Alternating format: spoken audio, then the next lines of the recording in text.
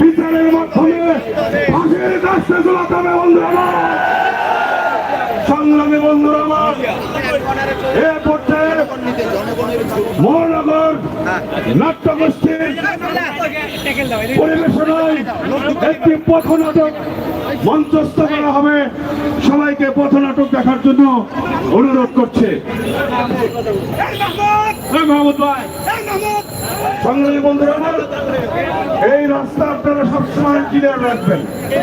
আমরা সকাল থেকে রাস্তা ক্লিয়ার রেখেছি, সকল ধরনের গাড়ি যাতায়াত করবে এই রাস্তা দিয়ে, সকল ধরনের গাড়ি যাতায়াত করবে। এখন আপনারা অনুভব করবেন একটি পথনাটক কারাগার শিরোনামে।